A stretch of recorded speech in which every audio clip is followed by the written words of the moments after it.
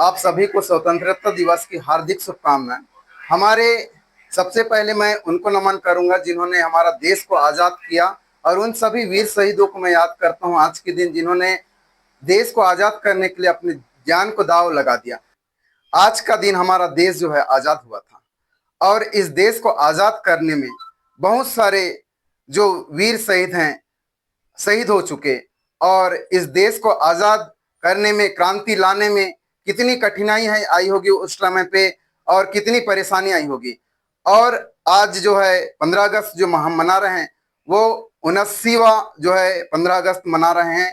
और हमारे देश में जो है इस पर्व को सभी जगह पे, जगह जगह आज का जो दिन है, इस पर हम जो है अपनी क्रांतिकारियों को याद करते हैं, नमन करते हैं। और मैं भी, जो भी शहीद हुए हमारे क्रांतिकारी, उनको मैं नमन करता हूं। आज के जो युवा हैं, मैं उनको दो शब्द बोलना चाह रहा हूं कि युवा जो पीढ़ी है आज के समय में, आप देख रहे हैं कि अपने अधिकार को भूल रहे हैं, अपने संस्कार को भूल रहे हैं, और इन लोग जो है सैयारा मूवी देख के थिएटर में लोटपोट हो रहे हैं। तो भगत सिंह हो, या फिर राजगुरु हो, या सुखदेव हो, ये 23, 24, 25 वर्ष के में जो है फांसी पे टंगे थे। और आज का युवा क्या कर रहा है? थिएटर में जा रहा है, मूवी देख रहा है और लोटपोट हो रहा है। ये आज की स्थिति है। यदि युवाओं की ऐसी स्थिति रही तो हमारा देश को गुलाम होने में और समय नहीं लगेगा। अभी आप देख रहे हैं कहीं वोट चोरी हो रही है, कहीं आपको आरक्षण नहीं मिल रहा। ओबीसी आरक्षण के लिए लगातार जो है अपनी मांग रख रहे हैं सरकार से, पर मध्य प्रदेश सरकार ने ओबीसी आरक्षण को अभी तक जो है लागू नहीं किया। ये कहीं ना कहीं युवाओं की गलती है, युवाओं की समस्या है। और यदि अभी भी आप नहीं जागते हो तो हमारा देश जैसा पहले गुलाम हो चुका था, वैसे ही गुलाम होने में और समय नहीं लगेगा। आपने अभी देखा विपक्ष के जो नेता हैं, उन्होंने वोट चोरी का इल्जाम पहले लगाया था, और उसका जो है प्रमाण भी जो है दे चुका है। वोट चोरी का प्रमाण उनने दे चुका है, फिर भी हमारे जो युवा साथी है वो शांत बैठे।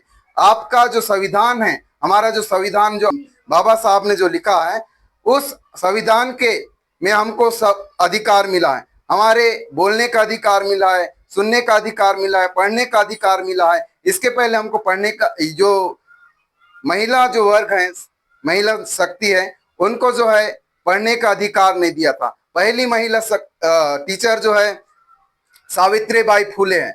इन जो महिलाएं हैं, इनको जो है सावित्री बाई फुले को पहले भगवान मानना चाहिए। और इनके जो कथन कहन है, और इनमें जो पहला जो कदम जो उठाता है, उसको कितनी समस्या होती है, उस जब करते हैं तब पता चलता है।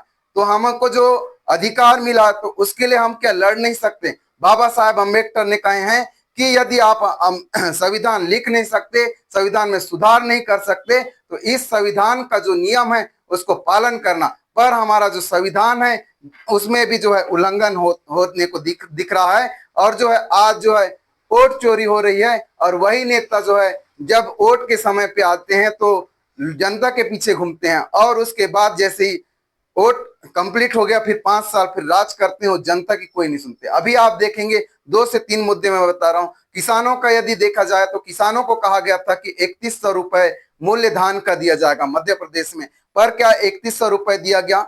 नहीं दिया गया। ये लास्ट में ये कहते हैं कि हम 5 साल जो है कंप्लीट होगा तब देंगे, 5 साल में, हम 5 साल के अंदर करेंगे, जबकि ये वादा करते हैं कि हम तुरंत देंगे। और जो अभी तक नहीं दिया है उसका जो नुकसान हुआ है वो क्या होगा? तो इस प्रकार से जो है बड़े बड़े वादे होते हैं। लाडली बहना को देखा जाए तो उनको 3000 रुपए देने का वादा किया था। आप में से किसी को 3000 मिलता है क्या? बिल्कुल नहीं मिलता है। वहां पर आपको 1200, 1500 मिल रहा है बस।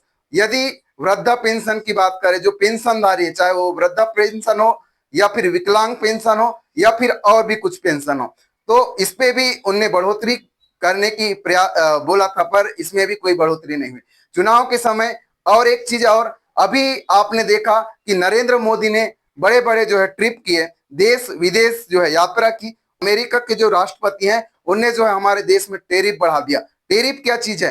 टेरिफ यानी कि हमारे देश में जो सामान बनते हैं, माल बनते हैं, उसको जब दूसरे देश पे जब बेचा जाता है तो उसमें जो सामान में जो लगने वाला कर होता है, उसमें जो लगने वाला जीएसटी होता है, उसको टेरिफ कहते हैं। यदि हमारे देश से कोई सामान यदि निर्यात होता है तो उसमें यदि टेरिफ बढ़ा दिया जाएगा तो दूसरे देश वाले व्यक्ति उस सामान को नहीं खरीदेंगे।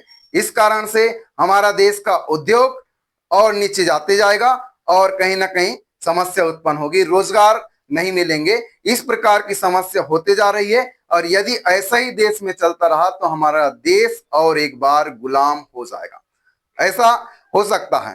तो इन युवा को मैं बोलना चाहूंगा कि थिएटर में आप जो है मूवी देख के लोटपोट ना हो, बल्कि आपको जो है अपने अधिकार, अपने मांग को लेकर के देखना चाहिए। आपको मूवी देखना है तो फुले देखो, मूवी देखना है तो चंद्रशेखर आजाद देखो, मूवी देखना है तो आपको संविधान पे मूवी देखना चाहिए, ना कि जो है निब्बा निब्बी की आप मूवी देखो और जो है थिएटर में लोटपोट हो। तो इतना ही कहकर मैं अपने वाणियों को विराम देता हूं। जय हिंद, जय भारत, भारत माता की जय।